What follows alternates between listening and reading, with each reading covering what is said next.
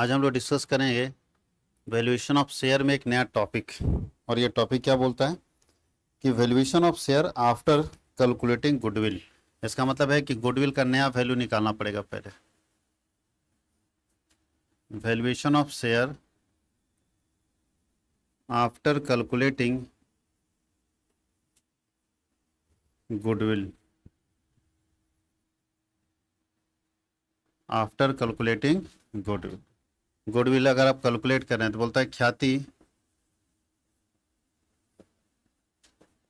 की गणना के बाद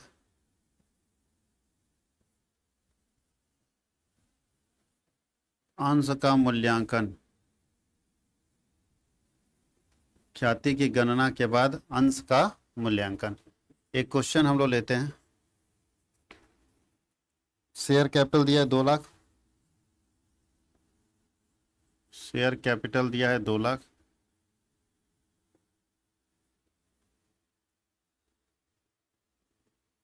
जनरल रिजर्व है,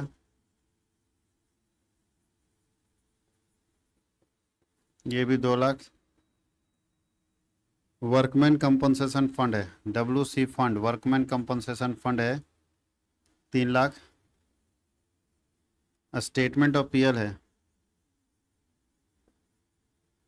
स्टेटमेंट ऑफ पीएल है 1,70,000। और ट्रेड पेबल है 6 लाख। एसेट्स में आपके पास गुडविल है, ध्यान दीजिएगा ये पुराना गुडविल है, पहले से गुडविल है 2 लाख। इन्वेस्टमेंट दिया हुआ है, इन्वेस्टमेंट है 3 लाख का। और इसका मार्केट प्राइस दिया हुआ है, मार्केट में कीमत है 2.5 लाख। तो कितना लेंगे? 2.5 लाख लेके बनाएंगे। इन्वेंट्रीज, इन्वेंट्रीज का दिया हुआ है 5 lakh. Trade receivable, trade receivable दिया 4 लाख। और bank balance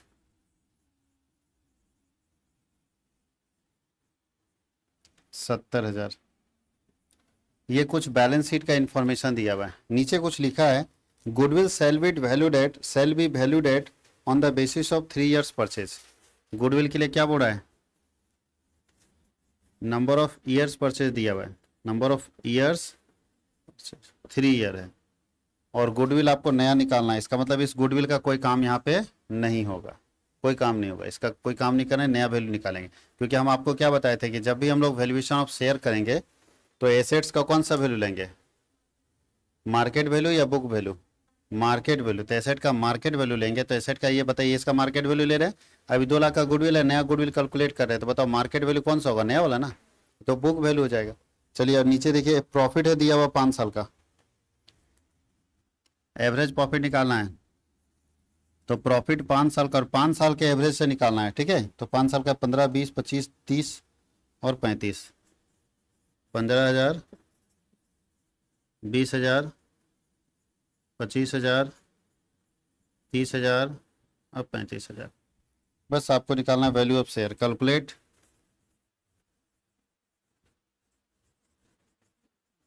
value of share. आखिर शेयर का क्या वैल्यू होगा, खुद सोचिए कैसे निकालेंगे इसमें। तो कुछ मत कीजिए, सबसे पहले सारे एसेट्स का मार्केट वैल्यू चाहिए आपके। तो सारे एसेट्स का मार्केट वैल्यू तो पता है, जिसका कुछ नहीं दिया है मार्केट के बारे में उसका बुक वैल्यू को ही हम लोग मार्केट वैल्यू मानेंगे। लेकिन जिसके बारे में कैलकुलेशन करने दिया है तो उसका हम लोग कैलकुलेशन करके निकालेंगे, हाँ या नहीं?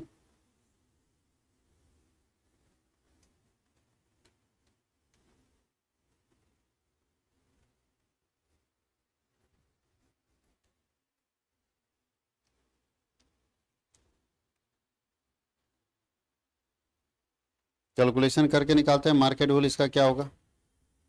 चलिए देखिए स्टार्ट करते हैं हम लोग। सबसे पहले गुडविल निकाल लेते हैं। सबसे पहले क्या निकालेंगे, यहीं पे सॉल्व कर लेते हैं। तो गुडविल निकालने के लिए क्या निकालना होगा? सबसे पहले एपी, एवरेज प्रॉफिट। कैसे निकलता है एपी? सारे को जोड़ के तो बताओ कितना आ रहा है? 15, 35, 35 और 35 70, 70 और 30, 1,00,000, 1,25,000 आएगा। 1,25,000 डिवाइडेड बाई 5 करेंगे तो कितना आ जाएगा? 25,000। गुडविल बराबर क्या हो जाएगा? AP into number of year purchase. AP मेरा कितना आया? 25,000 into number of year purchase कितना है? 3। तो इस हिसाब से कितना आ रहा है? 75,000 गुडविल का वैल्यू आ गया। आया। चलिए अब हम यहाँ से निकालते हैं नेट एसेट। क्या निकालना है? Net assets. तो नेट एसेट में सबसे पहले गुडविल कितना दिया है? 75,000। ऊपर से देखते जाइए। और एसेट्स क्या है? इन्वेस्टमेंट है। इन्वेस्टमेंट का मार्केट वैल्यू लेना है 2.5 लाख। लेंगे। और क्या है? जो बिक सकता है उसी को लेना है। इन्वेंट्रीज 5 लाख। ट्रेड रिसीवेबल कितना है? ट्रेड रिसीवेबल 4 लाख का ट्रेड रिसीवेबल है। उसके बाद है बैंक। बैंक बैलेंस कितने का है? 70,000 का है। तो जोड़ दीजिए सारा, कितना आएगा? 1 2 3 आएगा। चौथे में यहाँ 5 होगा ना, यहाँ 5 हो जाएगा। फिर होगा 7 और 5 12, 12 12 और 7 19। हाथ में 1, 5 और 1 10 और 2 12, 12,95,000। इसमें माइनस कीजिए आउटसाइड लायबिलिटी। आउटसाइड, तो आउटसाइड लायबिलिटी क्या क्या होगा? सबसे पहले क्या है आउटसाइड लायबिलिटी में? अपने पास ट्रेड पेबल है। क्या है? Trade payable. और कोई लायबिलिटी है? और कोई लायबिलिटी नहीं है। ट्रेड पेबल हमारा एक लायबिलिटी है। तो चलिए ट्रेड पेबल को माइनस कर दीजिए। ट्रेड पेबल कितना मेरा? 6 लाख। और वर्कमैन कंपनसेशन फंड भी अपने पास था ना। वर्कमैन कंपनसेशन फंड को भी हम लोग लायबिलिटी मानते हैं। WC फंड कितना? 3 लाख। और कोई लायबिलिटी अपने पास नहीं है। वर्कमैन कंपनसेशन फंड को भी हम लोग लायबिलिटी मानते हैं। बाकी ये तो पीएल हमारा, ये सब तो लायबिलिटी है ही नहीं। तो 9 लाख इसमें माइनस हो जाएगा तो क्या बचेगा? 3,95,000। ये क्या निकल गया? Net assets. अब निकालेंगे वैल्यू ऑफ शेयर बराबर क्या बताए थे? Net asset by number of share. तो नेट एसेट है 3,95,000 बटा नंबर ऑफ शेयर। तो थोड़ा ध्यान दीजिएगा, यहाँ जो 2 लाख है ना वो 10 रुपये का शेयर है। 20,000 शेयर है आपके पास। क्वेश्चन में लिखा है 20,000 शेयर 10 रुपये का है। ठीक है। ये कितना शेयर है आपके पास? 20,000 शेयर है। एक शेयर 10 रुपये का, तब 2 लाख बना। ठीक है। तो बताइए नंबर ऑफ शेयर कितना होगा? 20,000। तो 3 जीरो से 3 जीरो, अब इसको डिवाइड करके काट लो कितना आता है। तो अगर हम 20,000 से डिवाइड करेंगे 3,95,000 में, तो आएगा 19 रुपया 75 पैसा एक शेयर का कीमत। यानी मेरा एक शेयर का कीमत था 10 रुपया, लेकिन आज मार्केट वैल्यू के हिसाब से वैल्यूएशन ऑफ शेयर किए तो मेरे उसी शेयर का प्राइस कितना हो गया? 19 रुपया 75 पैसा हो गया। कितना हो गया? 19 रुपया 75 पैसा। कहीं कोई दिक्कत है वैल्यूएशन ऑफ शेयर में? देख लीजिए, अगर किसी को डाउट है तो आप पूछ सकते हो।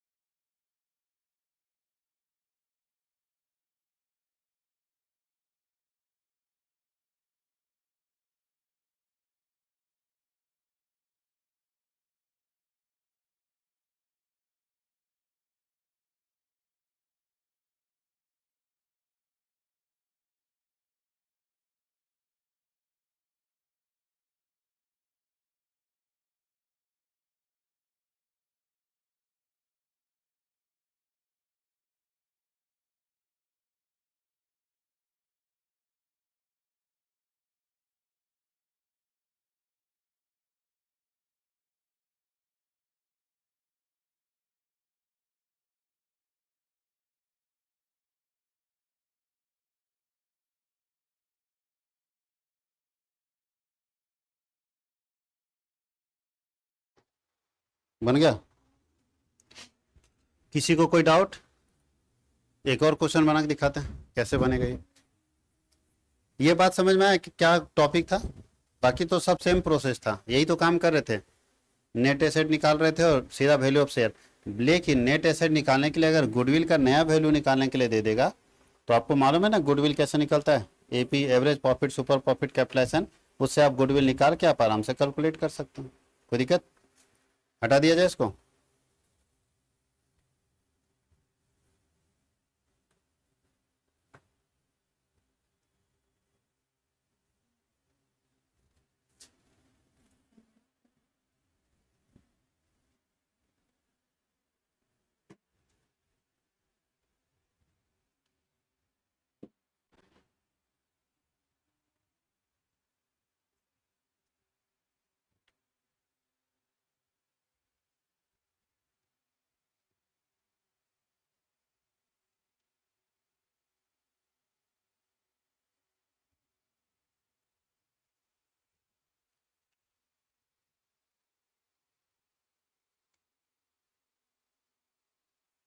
चलिए एक और क्वेश्चन है, इसको देख लीजिए। हम लोग आपके बुक से ना इलस्ट्रेशंस बनाते रहे, एग्जाम्पल्स। इसमें क्या एक छोटा छोटा सिस्टमेटिक क्वेश्चन दिया है और क्वेश्चन तरफ क्या किया है, एक ही साथ मिक्स कर दिया है। तो जब तक आप एग्जाम्पल सिस्टम से नहीं बनाएंगे आप क्वेश्चन अटेम्प्ट कर ही नहीं पाएंगे। इसलिए आप एग्जाम्पल बनाने के बाद क्वेश्चन अटेम्प्ट कीजिएगा तो समझ में आ जाएगा। यहाँ लिखा है प्रेफरेंस शेयर दिया हुआ है और इक्विटी शेयर भी दिया है। सबसे पहले एक शेयर कैपिटल लिखा है और शेयर कैपिटल में आपके पास 6% प्रेफरेंस शेयर है, PREF लिख देते हैं। प्रेफरेंस शेयर, एक शेयर कितने का? 100 इंच, 2.5 लाख रुपए का है ये। और इक्विटी शेयर जो है वो 1.5 लाख रुपए का है।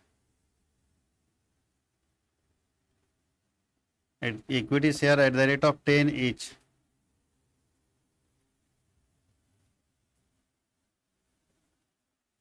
दूसरा है net profit, average net profit दे दिया है,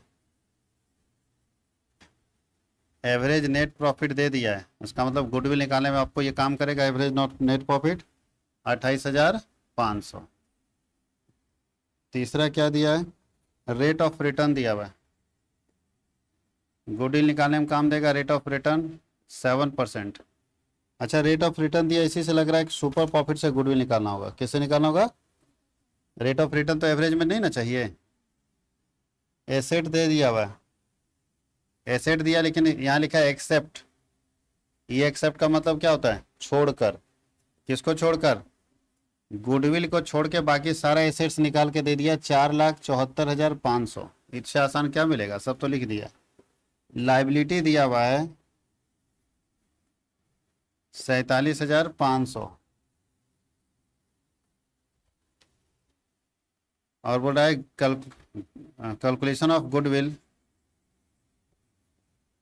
calculation of goodwill on the basis of 5 times of super profit. 5 times of मतलब सुपर प्रॉफिट के 5 गुने के बराबर है, ठीक है। इग्नोर टैक्स लिखा है, टैक्स को आप इग्नोर कर दो। तो चलिए सबसे पहले निकालिए इसका कैसे निकलेगा गुडविल, कैसे निकालिएगा? सबसे पहले तो आप गुडविल निकाल लीजिए, तभी ना वैल्यूएशन ऑफ शेयर कीजिएगा। वैल्यूएशन ऑफ शेयर के लिए कुछ नहीं करना, नेट एसेट दिया हुआ सब। तो सबसे पहले बताइए, यहाँ पे एवरेज प्रॉफिट दिया हुआ है, एपी दिया हुआ है ना 28,500। और आपको एसपी निकालने के लिए क्या चाहिए? AP minus NP. तो एनपी अब निकालो। तो एनपी के लिए क्या चाहिए बताइए? कैपिटल एम्प्लॉयड बताया गया था, capital employed into rate by. तो बताओ रेट भी दिया है, कैपिटल एम्प्लॉयड निकालना पड़ेगा। कैपिटल एम्प्लॉयड का फॉर्मूला क्या होता है? Asset minus liability. तो एसेट कितना है?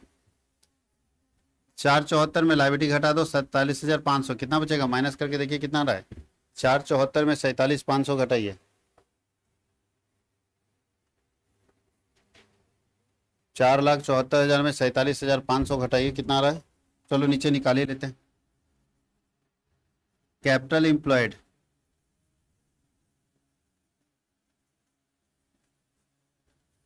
Assets minus asset minus liability.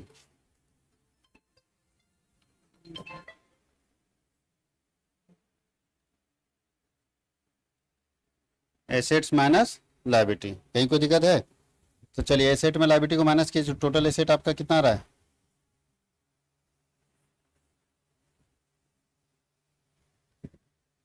Total asset है 4 लाख, माइनस लायबिलिटी में कितना है?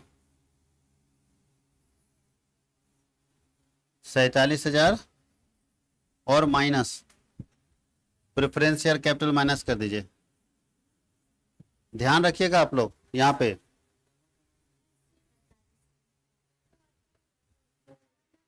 अच्छा 474 यहाँ 500 है ना। चलिए यहाँ ध्यान दीजिएगा, आप जब निकाल रहे हैं वैल्यू ऑफ शेयर तो हम लोग यहाँ पे निकाल रहे हैं वैल्यू ऑफ इक्विटी शेयर। यहाँ पे अच्छा लिखा ही नहीं किया, क्या कैलकुलेट करना है? वैल्यू ऑफ,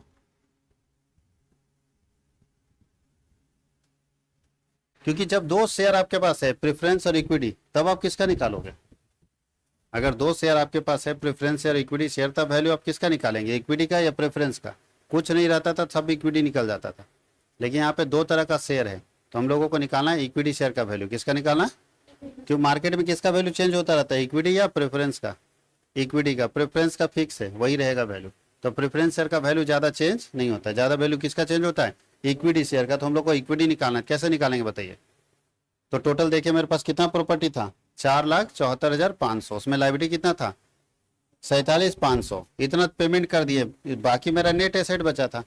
लेकिन उसमें क्या है कि 2.5 लाख रुपया प्रेफरेंस शेयर भी तो लगाया है, तो उसका पैसा माइनस करके ना वैल्यू निकालेगा। तो उसका पैसा भी माइनस कर दिए, तो कितना आ गया? कैलकुलेट कीजिए कितना आता है ये?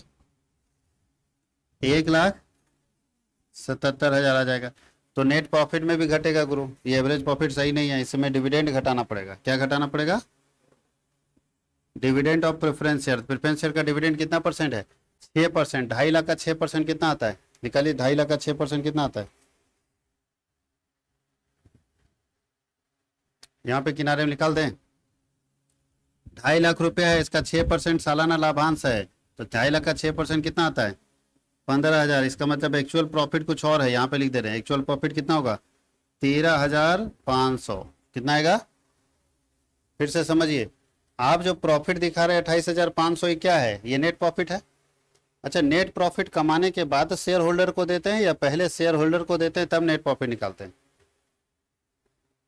पहले हम नेट प्रॉफिट कमा लेते हैं, तब शेयर होल्डर को बांटते हैं। मालिक को कब पैसा बढ़ता होगा? सब कुछ घटा उठा के जो बचेगा वो मालिक का पैसा, फिर वो मालिक को बीच में बढ़ता है। तो ये पैसा वही वाला है, सब कुछ घटाने वाली, जितना इनकम है उसमें सारा खर्चा घटाने बाद इतना बचा, तो ये किसका पैसा है? मालिक का पैसा है। अब मालिक में भी दो मालिक है, एक प्रेफरेंस है, एक इक्विटी। तो पहले किसको देना है आपको? प्रेफरेंस को। नाम ही है प्रेफरेंस, इसको दो चीज का पूर्वाधिकार रहता है, लाभ पहले लेगा। तो भैया हमको किसका वैल्यू निकालना है? तो इक्विटी शेयर का वैल्यू निकालने के लिए दो आदमी को पैसा देना है, इक्विटी को और प्रेफरेंस को, और आपको इक्विटी का वैल्यू निकालना है। तो सिंपल सा, इस लाभ में प्रेफरेंस को जो देना है वो माइनस कर दो। तो कितना देना है प्रेफरेंस को? तो प्रेफरेंस का फिक्स रहता है, जितना रेट ऑफ डिविडेंड उसका पहले रहेगा उतना मिलेगा। तो 2.5 लाख रुपया लगाया 6% के रेट से, मतलब उसको चाहिए ही चाहिए 6%। तो 2.5 लाख का 6% कितना आता है? 15,000। सोचो ना, प्रेफरेंस यहाँ ज़्यादा ले रहा है, इक्विटी को क्या हो रहा है? कम मिल रहा है। लेकिन प्रेफरेंस का फिक्स है 15, उसको चाहिए तो चाहिए। तो भाई इतना में 15 चला गया, तो बचा ये किसका है? ये प्रॉफिट किसका है? इक्विटी का। और ये एसेट्स कैपिटल एम्प्लॉयड किसका है? इक्विटी का। अब निकालो, 1,77,000 इंटू कितना परसेंट रेट था इसका? 10% था, 7%। बताओ 1,77,000 का 7% कितना आता है? ये आ जाएगा 12,390। देखिए तो आ रहा है 12,390। अब हमको निकालना है एसपी। तो एसपी बराबर क्या होता है? एपी माइनस एपी, ऊपर में निकला था 13,500 माइनस एनपी कितना निकला? 12,390। कितना बचता है जी? 10, 9, 1, 10, 3, 1, 4, 1, 1,110। ये मेरा क्या निकल गया? एसपी। हमको इससे मतलब नहीं, गुडविल से मतलब है। नंबर ऑफ ईयर परचेज दिया भाई क्या? 1110 into number of year purchase कितना है? नहीं लिखा हुआ यहाँ पे, 5 टाइम्स है, दिया हुआ तो है 5 गुना। तो 5 कर दीजिए, कितना आता है? 5,550, ये गुडविल निकला, इसका कोई काम नहीं, हमको चाहिए नेट एसेट, बस इसका काम यही है कि नेट एसेट में इसको हम जोड़ेंगे। अब नेट एसेट निकाले, कितना आएगा नेट एसेट? नेट एसेट मेरे पास कितना था,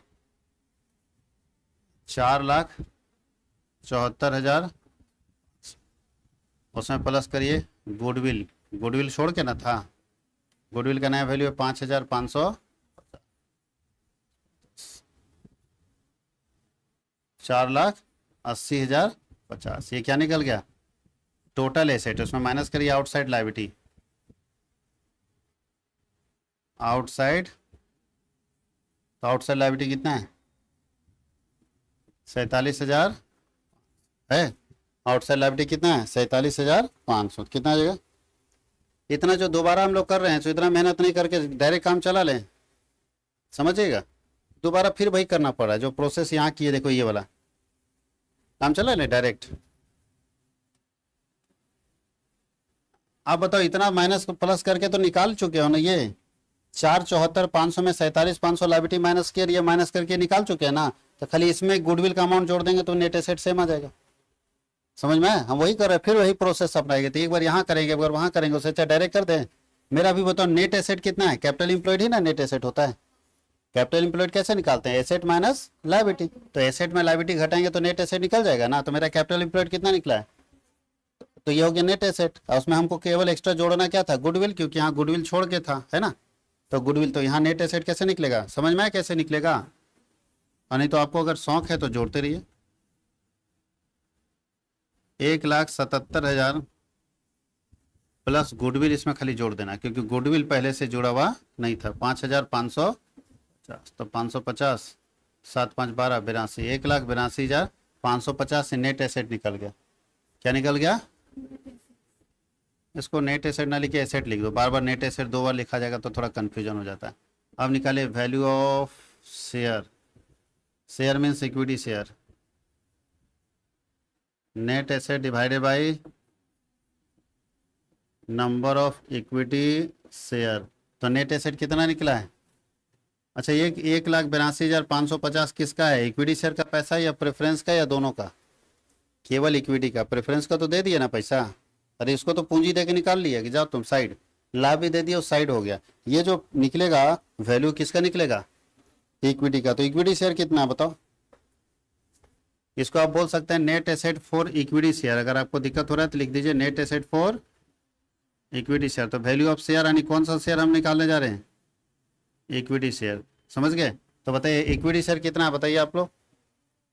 यहाँ देखिए 1.5 लाख है इक्विटी शेयर कैपिटल, और एक शेयर 10 रुपए का, तो 1.5 लाख अगर है और 10 रुपए का एक शेयर है, तो कितना शेयर आएगा?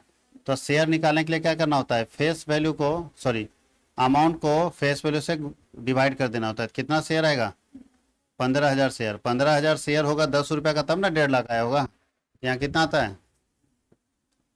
15,000 से 1 0 से 1 0, बाकी पॉइंट में आएगा, कितना रहा ये 12.17। समझ में आ रहा है कि नहीं? तो इक्विटी शेयर का निकालने आपको बता दिए, प्रेफरेंस शेयर। अच्छा, इसमें प्रेफरेंस शेयर का कैसे निकालेंगे, अगर पूछ देगा प्रेफरेंस शेयर का निकालिए, तब वैल्यू ऑफ प्रेफरेंस शेयर कैसे निकालेगा? एक शेयर का वैल्यू कितना है प्रेफरेंस शेयर का, हम कैसे निकालेंगे? तो बताइए प्रेफरेंस शेयर को कितना मिला, उसका नेट एसेट कितना है? प्रेफरेंस शेयर को कितना मिलेगा, उसका नेट एसेट क्या है अपने पास? 2,50,000 ये है, अरे हाँ या नहीं? और प्लस उसको प्रेफरेंस डिविडेंड कुछ मिला है, किधर है? 15,000 ना, तो 15,000, इसका मतलब 2,65,000 उसका प्रॉपर्टी है। अरे प्रेफरेंस, बताइए प्रेफरेंस शेयर को क्या मेरे बिल्डिंग में हिस्सा दे देंगे हम? प्रेफरेंस शेयर होल्डर क्या होता है, कुछ पूंजी लगाता है, उसको सिर्फ 2 चीज़ का लाभ होता है। पहले लाभ लेने का अधिकार, पहले लाभ लेगा, या कंपनी बंद होगी तो पहले हिस्सा लेगा, पहले अपना पूंजी वापस लेगा। लेकिन प्रेफरेंस शेयर मेरे प्रॉपर्टी में हिस्सेदार थोड़ी है, इसलिए प्रेफरेंस शेयर को पैसा दे के साइड कर दिए। न लैंड, न बिल्डिंग, न मशीनरी, किसी में प्रेफरेंस शेयर को हिस्सा नहीं मिलेगा। तुम्हारा पैसा है, तुम लेके निकल जाओ। बात समझ गए? अब सोचो हम पूरा ट्यूशन पढ़ा रहे, ट्यूशन चला रहे, सारा काम हम कर रहे हैं, और एक व्यक्ति को सिर्फ हम पैसा लगाने के लिए बोले कि आप हमको लगा दो, जब आपको जरूरत होगा हम पैसा वापस कर देंगे, कर्ज लिए उससे, तो क्या कर्ज देने वाला मेरा प्रॉपर्टी का हिस्सेदार है? अगर बहुत ज़्यादा परेशानी है तो उसको हम पैसा देंगे, साइड कर देंगे। उसके बाद वो ये कि भी शब्द नहीं बोल सकता है कि बिल्डिंग, जमीन, बाकी सब में हिस्सा दीजिए, कुछ नहीं, क्योंकि पैसा लिए थे, आपको पैसा दे दिए। तो ये क्या किए देखो तो, इससे पैसा लिए थे, सीधा पैसा 2.5 लाख दिए, किनारे कर दिए, कोई प्रॉपर्टी में इसको हिस्सा नहीं दिए। बात समझ में आए? तो 2.5 लाख ये इसका संपत्ति था और 12,000 15,000 का इसका प्रॉफिट कहीं मिल रहा था इसको, है। अब नीचे होता है तो इसका फॉर्मूला लिख दें क्या? इसका जब भी निकालेंगे ना तो इस तरह फॉर्मूला लिखेंगे, preference share capital plus preference dividend, preference dividend और divided by number of preference share, number of. तो बताइए प्रेफरेंस शेयर कैपिटल कितने का है?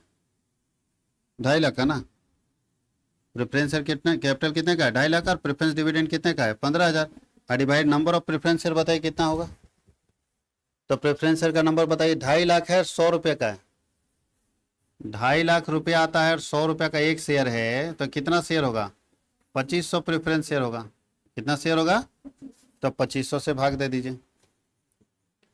तो चलते ये 2,65,000 बटा 2500 कितना आता है? डिवाइड करो तो कितना? 106।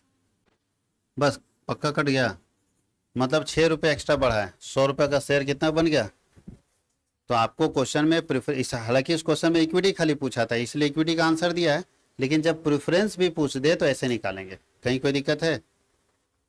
कोई दिक्कत? इक्विटी पूछा, प्रेफरेंस पूछा, दोनों शेयर का हम निकालने के लिए आपको बता दिए कि कैसे हम दोनों शेयर का कैलकुलेट करेंगे, चाहे वो इक्विटी शेयर हो चाहे वो प्रेफरेंस शेयर हो। कहीं कोई दिक्कत है? देख लीजिए, बन सकता है। तो आपको गुडविल का कैलकुलेशन वाला भी बता दिए कि अगर गुडविल कैलकुलेट करके शेयर का वैल्यू निकालना हो तो आपको पता है कि एवरेज प्रॉफिट, सुपर प्रॉफिट और कैपिटलाइजेशन मेथड में हम गुडविल कैसे निकालते हैं। तो आप जैसे जानते हैं वैसे गुडविल पहले निकाल लीजिए, और गुडविल का वैल्यू नेट एसेट निकालते समय नया वैल्यू लेना है, पुराने वैल्यू को इग्नोर करना है, हटा देना है। ठीक है, यही काम इसमें हम लोगों को करना है। अब गुडविल निकालने के लिए पीछे एक चैप्टर हम आपको बहुत अच्छे से पढ़ा चुके हैं, वैल्यूएशन ऑफ गुडविल, पूरा क्वेश्चन आप बनाए हैं, किसी में डाउट नहीं होना चाहिए। अब इसमें दिक्कत है क्या? Super profit, average profit, capitalisation method आप बनाते रहिए। ठीक है, सारा क्वेश्चन तो हम सॉल्व नहीं करते रहेंगे, ये आपको एक प्रोसेस बता दी। ध्यान ये रखना है कि जब कि 2 शेयर दिया है, इक्विटी और प्रेफरेंस, तो प्रेफरेंस को साइड कर दीजिएगा, क्योंकि वैल्यू हम इक्विटी शेयर का निकालते हैं। समझ गए? वैल्यू किसका निकालते हैं? इक्विटी शेयर का निकालते हैं, प्रेफरेंस का नहीं। अलग अलग है तो अलग अलग निकलेगा। तो ऐसे में क्या करेंगे कि नेट एसेट निकालते समय प्रेफरेंस शेयर को एसेट में हिस्सा लेने का अधिकार नहीं होता है, कभी भी याद रखेगा। प्रेफरेंस शेयर एसेट का कोई हिस्सा नहीं ले सकता। हाँ, उसका पैसा कर्जा लिए, उसका कर्ज वापस कर देंगे, क्योंकि हमारे पास पैसा था, कर्ज वापस कर दिए, कहानी खत्म। यानी प्रेफरेंस शेयर होल्डर मेरी कंपनी में सिर्फ 2.5 लाख का मेंबर है बस, जो वो पैसा दिया है, उसके अलावा चवन्नी भी उसको एक्स्ट्रा नहीं देंगे।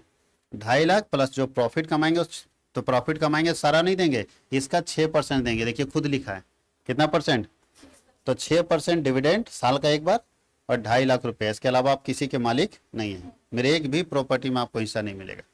तो क्या किनारे करना था, क्या किए, टोटल प्रॉपर्टी में 2.5 लाख इसको पेमेंट मार दिए, और इसका जो लाभ था वो दे दिए, कहानी खत्म। तो इसीलिए इसका शेयर में देखिए वैल्यूएशन ऑफ शेयर में इसका कैपिटल और डिविडेंड और डिवाइडेड बाय प्रेफरेंस शेयर। यहाँ एक बात ध्यान रखिएगा, कभी कभी आपके क्वेश्चन में देगा कि प्रेफरेंस शेयर को डिविडेंड लेने का प्रेफरेंस नहीं है। यानी अगर ऐसा एग्रीमेंट है कि प्रेफरेंस शेयर होल्डर किसी हालत में डिविडेंड नहीं ले सकता पहले, तो ऐसे में यहाँ पे प्रेफरेंस डिविडेंड नहीं जोड़िएगा। क्या बोले हम? जैसे इस क्वेश्चन में हम लोग ये मान के चल रहे हैं कि इस प्रेफरेंस शेयर होल्डर को प्रेफरेंस है डिविडेंड लेने का, यानी अधिकार है। वैसे 99.99% रहता है, अधिकार रहता ही सबका। प्रेफरेंस शेयर को लाभ में पहले हिस्सा लेने का अधिकार रहता है, लेकिन अगर किसी क्वेश्चन में इनवर्स इन्फॉर्मेशन दिया हुआ है कि नहीं, हिस्सा लेने का अधिकार है ये नहीं उसको, तो ऐसे में यहाँ पे जब निकालेंगे तो निकालेंगे preference share capital divided by number of share, यानी सेम रहेगा, 100 रुपये का ही शेयर रहेगा। देखो 100 रुपये का शेयर है ना, 100 ही रुपये का रह जाएगा, लेकिन यहाँ डिविडेंड जुड़ा है इसलिए शेयर का वैल्यू क्या हुआ, बढ़ गया। और अगर प्रेफरेंस शेयर को डिविडेंड लेने का प्रेफरेंस नहीं होता तो यहाँ लाभ में भी माइनस नहीं करेंगे। भाई लाभ में हिस्सा लेने का अधिकार नहीं तो क्या कर देंगे आपको, बात समझ गए? ये चीज़ ध्यान रखना, लाभ में माइनस नहीं करेंगे। वैसे 99.99% आपको हिस्सा लेने का अधिकार होता है, कहीं कोई दिक्कत है? हिस्सा लेने का अधिकार होता है, इसीलिए यहाँ पे हम लोग माइनस कर देंगे। बन सकता है क्वेश्चन? तो उम्मीद करते हैं कि यहाँ तक आप कंप्लीट कर लीजिए, फिर नए टॉपिक में एंटर करेंगे हम लोग। इस टॉपिक में और नेट एसेट वैल्यू में आप कुछ बचा नहीं, जितना क्वेश्चन आपको बता रहे हैं वो सारा क्वेश्चन देखिएगा तो लगेगा बनने लायक है। ठीक है, अगर कुछ क्वेश्चन में दिक्कत है तो अगले क्लास में उसको डिस्कस करेंगे, और नहीं तो फिर हम लोग इसके बाद वाले सेकेंड टॉपिक में इंटर करेंगे।